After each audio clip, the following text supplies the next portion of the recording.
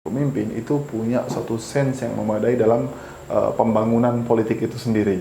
Itu maju sebagai kepala daerah dengan disponsori oleh oligarki, orang maju kepala daerah dengan nirgagasan, orang maju kepala daerah dengan tidak ada keberpihakan yang memadai. Padahal prinsip dasar dalam politik itu adalah kemanusiaan.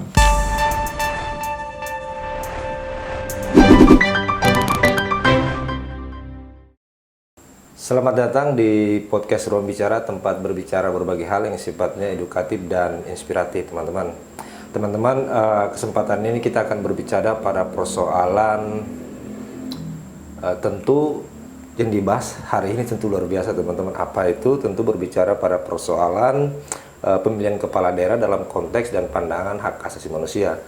Teman-teman, kalau kita berbicara tentang hak asasi manusia, kita akan ingat dengan orang yang namanya Nelson Mandela. Dia berbicara tentang kesetaraan hak. Ada juga Martin Luther King berbicara tentang kesetaraan hak sipil dan politik pada zaman di Amerika waktu itu. Hadir kali ini yang akan membongkar dan mengurai persoalan-persoalan kaitan pemilihan kepala daerah dalam konteks hak asasi manusia. Hadir bersama saya akademisi, tentu akademisi ini luar biasa. Ketajaman dan berpikirnya sungguh cemerlang, teman-teman. Dia akademisi dari Universitas Islam Negeri Samarinda. Siapa dia? Saya sapa dulu. Apa kabar Bang Randi, Muhammad Randi Gumilang? Alhamdulillah baik, Bang. Tapi gitu, Bang, namanya lengkap atau bagaimana? Nama saya Randi Muhammad Gumilang. Oh, Randi Muhammad Gumilang, teman-teman. Bang Randi, saya ingin, ya kita pertanyaan pembuka dulu deh kira-kira. Bang Randi, kalau berbicara tentang hak asasi manusia itu kira-kira pemaknaan dasar yang kita bisa pahami dan mengerti seperti apa itu, Bang?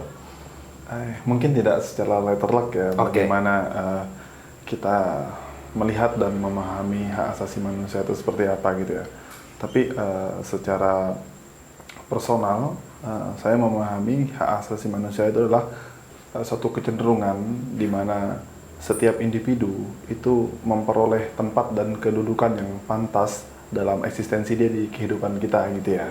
Mungkin sangat filosofis tapi seperti itu kira-kira yang saya pahami gitu ya. Baik, berarti pada hal berkenaan dengan hak asasi manusia ada kesetaraan antar satu dengan yang lain, berada pada posisi yang setara dan berimbang lah. Oke, saya masuk pada hal berikutnya. Kira-kira kalau berkaitan dengan pemilihan kepala daerah tentu berbicara tentang pemilu. Kira-kira pemilu yang bermartabat, yang adil, atau pengertian secara letterlock lah. Apa yang kemudian bisa disampaikan sebelum kita masuk pada topik-topik yang lebih sensitif, kira-kira bagaimana? Iya. Saya mungkin pengen di awal mendisklaimer dulu gitu ya, bahwasannya dalam konteks ketika kita mendiskusikan tentang pemilu atau agenda politik yang secara rutin kita laksanakan gitu ya, itu lebih kepada pendidikan politiknya gitu ya. Jadi bagaimana politik itu sebenarnya juga harus diawali dengan pendidikan politiknya, karena jika politik itu disempitkan maknanya hanya kepada momen kontestasinya gitu ya, ada banyak orang yang akan kemudian menjadi sesat pikir gitu ya, untuk melihat oh ternyata politik itu hanya alat untuk mencapai kekuasaan gitu ya. Jadi disclaimer kita bahwasanya apa yang kita jadikan diskursus dalam pembicaraan ini tentu saja bagaimana pendidikan politik itu harus dibangun sebagai bagian daripada apa yang kita sebut sebagai hak asasi manusia tadi di awal gitu ya. Baik. Berbicara terkait pendidikan politik, karena ada pemaknaan secara umum, misalnya pendidikan politik itu ansih pada hal partai politiknya. Apakah kita tidak bisa maknai juga pendidikan politik itu bisa turut serta dan andil, misalnya teman-teman rekan mahasiswa, atau teman-teman NGO mungkin, atau teman-teman yang lain minat dan berbicara pada persoalan itu, atau hanya khusus saja pada partai politik? Bagaimana tanggapan Bang Randi itu? Ya, saya jika melihat konotasi bahwasanya politik itu adalah momentum pilkada yang berulang gitu ya, saya melihat itu sebagai proses untuk melahirkan kepemimpinan politik yang saya bilang begitu ya. Kepemimpinan politik ini tentu saja hal yang sangat berbeda sekali ketika itu kita hubungkan dengan variabel lain daripada makna politik itu sendiri gitu ya. Terutama misalnya ekonomi politik misalnya gitu ya, bagaimana politik itu memberikan kontribusi dalam merumuskan langkah-langkah untuk membangun suatu masyarakat, suatu daerah misalnya gitu ya di situ. Nah, partai politik ini kan belakangan kalau saya lihat dalam kacamata saya adalah porsi yang diambil untuk memberikan pendidikan politik di masyarakat itu terlalu gede gitu ya, sehingga gimmick-gimmick yang dilakukan oleh aktor atau langkah-langkah politik yang dibangun dalam organisasi politik itu sendiri yang kita sebut sebagai partai politik tadi itu menjadi sangat dominan, sehingga masyarakat yang pada umumnya awam tentang bagaimana pendidikan politik akan menganggap politik sama dengan partai politik dan partai politik sama dengan kekuasaan kayak gitu. Jadi di situ kayak semacam distorsi yang akhirnya terjadi gitu ya. Baik, kalau berbicara tentang politik dan pendidikan politik tentu ada dua hal yang berbeda di sana. Tapi saya ingin masuk kepada penyelenggaraan pemilu misalnya. Kaitan dengan pendidikan politik dan penyelenggaraan pemilu kan hari ini ada Badan Pengawas Pemilu, ada Komisi Pemilihan Umum. Nah, sedangkan kita maknai juga mereka juga turut serta mempunyai peran untuk melakukan pendidikan politik. Tetapi pada praktek di lapangan, ada yang tidak mencerminkan kejernihan. Misalnya, kita masih saja mendapati transaksional politik, ada transformasi pemilih yang minor misalnya, yang dia tidak punya hak milih tetapi milih misalnya. Banyak data-data yang kemudian kita bisa sampaikan dan kita bisa kutip melalui media. Pertanyaannya Mas Randi, saya ingin masuk pada konteks hak asasi manusia. Ada saudara-saudara kita, mungkin bahkan kawan atau keluarga yang berkebutuhan khusus misalnya. Anak-anak atau saudara-saudara kita yang berkebutuhan khusus itu tentu juga akan punya andil dan bagian besar dalam mensukseskan atau ikut dalam bagian pemilu itu dalam konteks misalnya memilih. Kira-kira hari ini sudahkah mencerminkan hak-hak itu terjaga dalam proses untuk mereka memilih atau seperti apa Mas Randi? Ya, saya ingat ya bahwasanya politik sebagai bagian penting dari proses berdemokrasi ya di negeri ini pada beberapa kasus juga mengakomodir banyak kepentingan, tapi di lain sisi juga menihilkan beberapa kelompok yang kita sebut sebagai kelompok rentan misalnya begitu ya. Saudara-saudara kita yang katakanlah berkebutuhan khusus atau mereka-mereka yang kemudian secara tidak langsung harus tersisihkan gitu ya dari gempita atau riuh pesta demokrasi dalam bentuk pemilu tadi misalnya gitu ya, itu belum lagi mendapatkan hak-hak yang mendasar gitu ya di situ. Baik ketika kita mendiskusikan itu pada tataran diskursus tentang politik bisnis, bahkan pada taraf aplikatif ketika di lapangan gitu ya. Misalnya yang kita amati ketika hari H pemilihan misalnya gitu ya.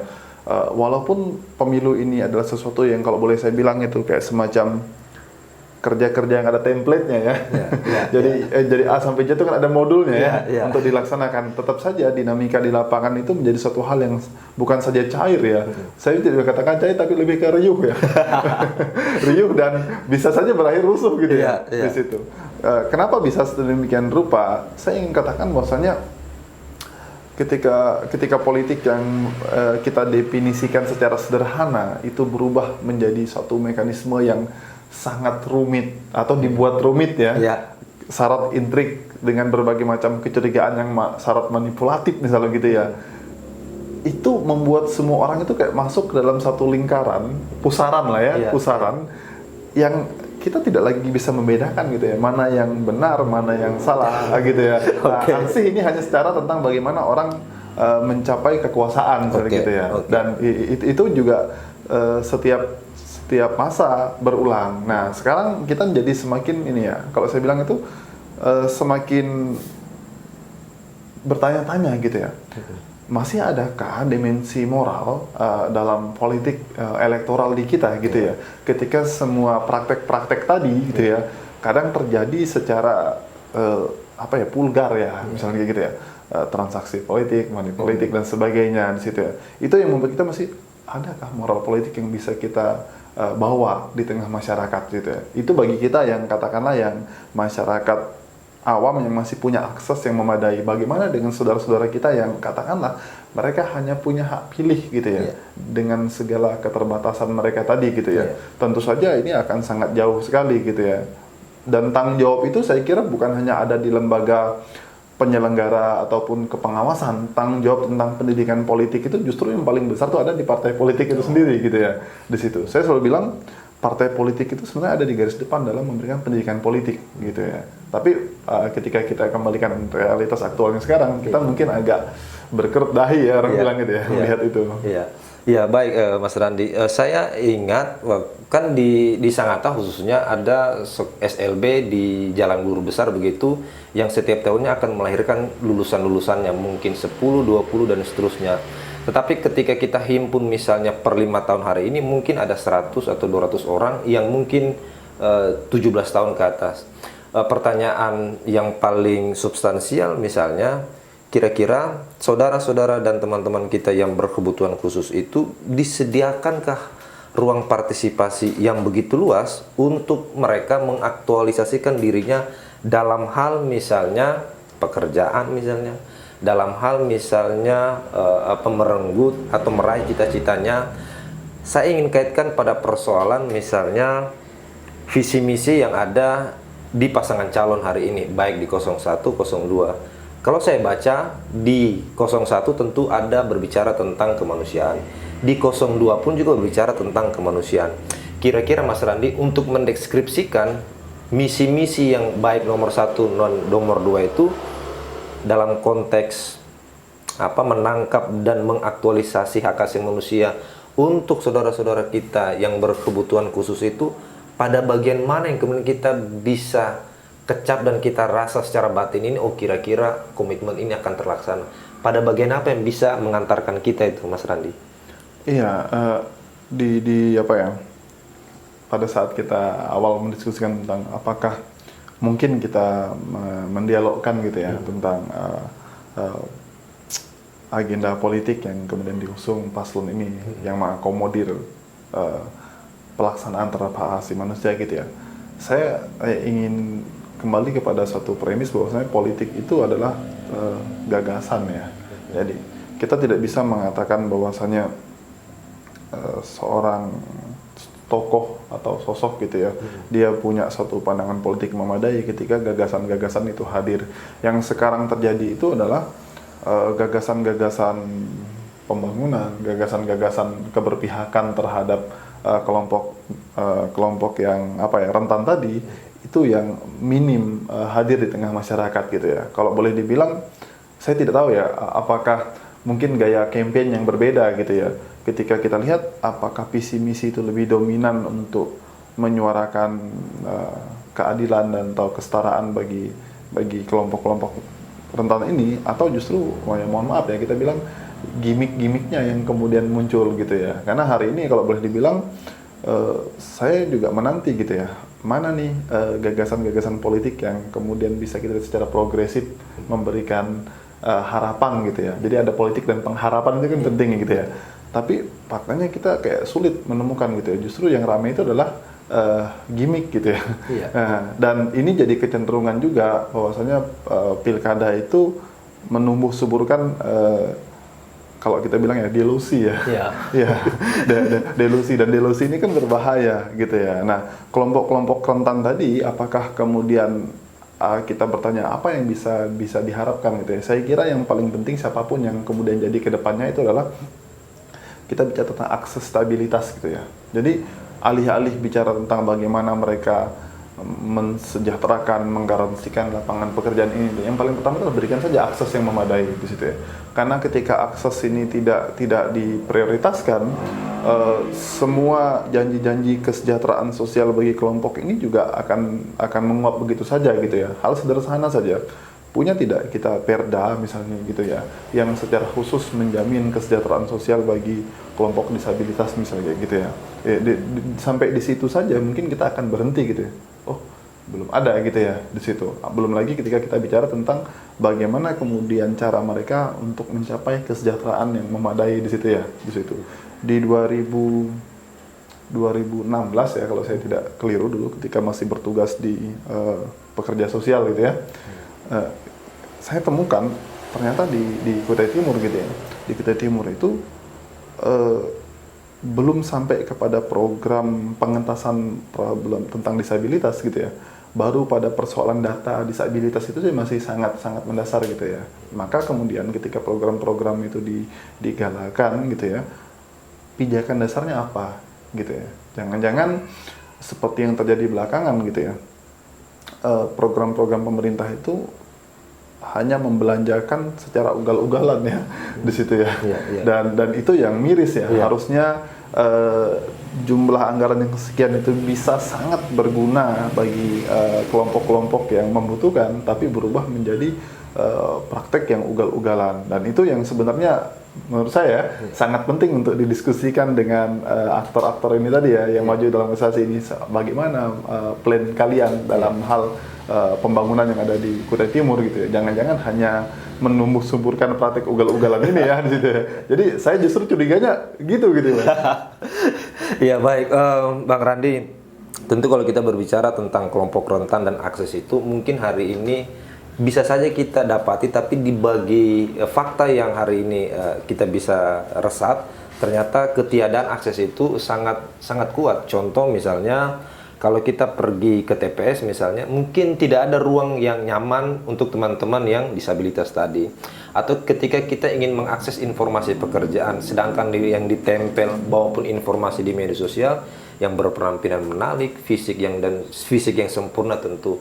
Nah, hal-hal itu kan memberikan kemunduran terhadap akses-akses tadi itu. Nah, kaitannya dengan hari ini, pilkada hari ini, tentu calon memberikan visi misi yang luar biasa, yang spektakuler lah. Tetapi di situ ada cantuman kemanusiaan. Nah, kita berpikir kembali, kira-kira sebenarnya pembangunan di daerah ini dia harus mengutamakan manusianya kah dulu? Ataukah harus mengutamakan investasinya? Ataukah harus mengutamakan lingkungannya? Harusnya seperti apa itu Mas Randi dalam memaknai pembangunan yang lebih baik ke depannya dalam konteks nanti ketika para calon ini terpilih? Ya itu pertanyaan yang berat ya Bang.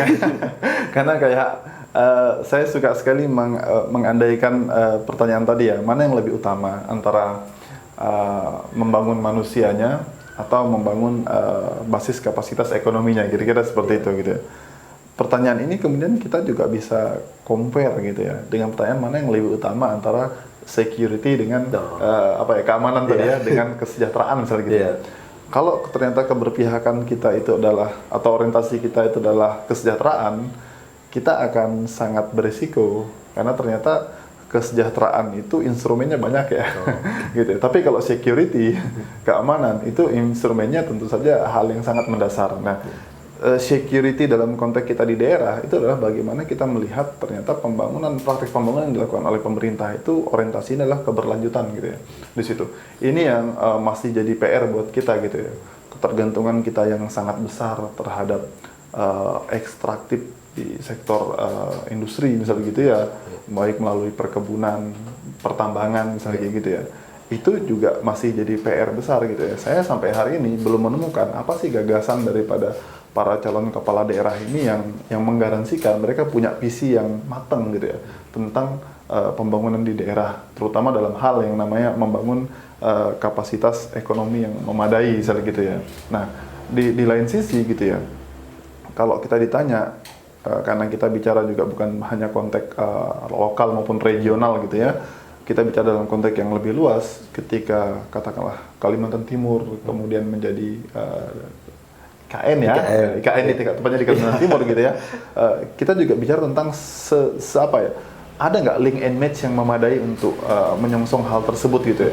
Bukan ke euforianya gitu ya. Jadi kalau selama beberapa tahun ini kita terjebak kepada euforia IKN itu hadir di Kaltim, tapi sekarang kita bertanya lagi, apa yang bisa kita siapkan untuk itu? Karena sedikit banyak itu juga akan mempengaruhi pola pembangunan kita, pola konsumsi kita gitu ya. Sehingga balik ke pertanyaan dasar tadi, mana yang harus utama lebih kita garap? Apakah mematangkan di sektor sumber daya manusianya atau kemudian menguatkan basis pembangunan ekonominya melalui ekstraktif di sektor pertanian pertambangan dan perkebunan yang sudah mapan selama ini gitu ya. Saya kira pertanyaan itu kembali lagi kepada pemerintah gitu ya. Mereka punya plan seperti apa untuk hal tersebut gitu ya. Ini yang bagi saya sampai hari ini belum muncul gitu ya. Jadi saya kadang mikir, saya capek-capek berpikir tentang bagaimana pemerintah harusnya melakukan ini itu, tapi sementara mereka sama sekali tidak memikirkan tentang itu, gitu ya. Itu agak konyol sebenarnya. Iya. Baik, Mas Randi. Tentu kalau kita berbicara tentang hak asasi manusia tentu begitu kompleks, teman-teman. Tetapi memang kita membatasi ruang pembicaraan hari ini pada hal itu saja dalam kaitannya pemilu dan pilkada, teman-teman. Teman-teman, kembali lagi ke kelompok rentan. Kalau kita berbicara kelompok rentan, ada kecenderungan sosial, kecenderungan kebudayaan bagi ibu yang anaknya yang berkebutuhan khusus. Kecenderungan sosial dalam hal penerimaan itu ada ketidaklegoan, ada ketidakikhlasan, ada ketidakterimaan secara lapang dada dalam akses untuk sosialnya, interaksinya mungkin, bahkan misalnya interaksi dalam dunia pekerjaan, bukan dalam dunia pekerjaan, bagaimana dalam dunia pekerjaan, sedangkan dalam interaksi sosial saja ada kecenderungan yang tidak mereka bisa menerima secara lapang dada. Nah, Mas Randi, kira-kira kalau berbicara tentang kecenderungan sosial kaitannya dengan hak asasi manusia, kira-kira berdampak tidak misalnya dalam pembangunan kapasitas kemanusiaannya, karena kan mereka dua pasangan calon ini, baik satu nomor dua, berbicara persoalan kemanusiaannya, kecenderungan tidak menerimanya sebagian masyarakat terhadap anak-anak yang berkebutuhan khusus ini berpengaruh tidak dalam peningkatan maupun pembangunan kapasitas kemanusiaannya yang mereka usung dua pasangan satu maupun dua ini? Ya, kami pernah ya beberapa tahun lalu itu melakukan penelitian bersama mahasiswa ya tentang bagaimana sih penerimaan budaya masyarakat itu atau keluarga terhadap anak berkebutuhan khusus gitu ya. Yang kami temukan itu adalah masyarakat itu sebenarnya punya instrumennya sendiri dalam hal memberikan jaminan sosial kepada kelompok disabilitas itu. Pemerintah itu perannya bagi saya adalah mereka punya peran dalam hal ya melahirkan satu regulasi yang kemudian menyokong itu, kemudian menyusun mekanisme katakanlah anggaran lah gitu ya yang mensupport itu gitu ya, sehingga iklim yang sudah terbangun di masyarakat nanti itu kemudian terwadahi dengan baik di situ. Saya lihat misalnya gini, di Kutai Timur itu kebetulan kami di prodi bimbingan konseling kalau di Samarinda ya Bang,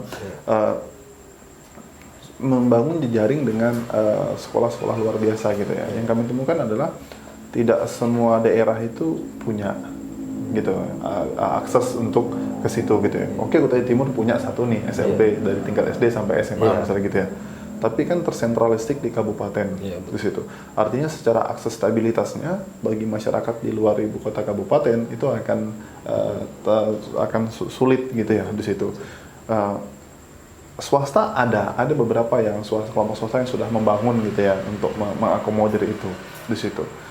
Itu menunjukkan ternyata masyarakat tahu kok kalau ini dibutuhkan. Artinya secara prinsip kognitifnya sudah terbangun nih, bahwasanya masyarakat aware dengan itu. Nah, sekarang hanya saja tinggal bagaimana pengarus utamaan kebijakan ini menyentuh kepada kelompok-kelompok rentan ini tadi di situ ya.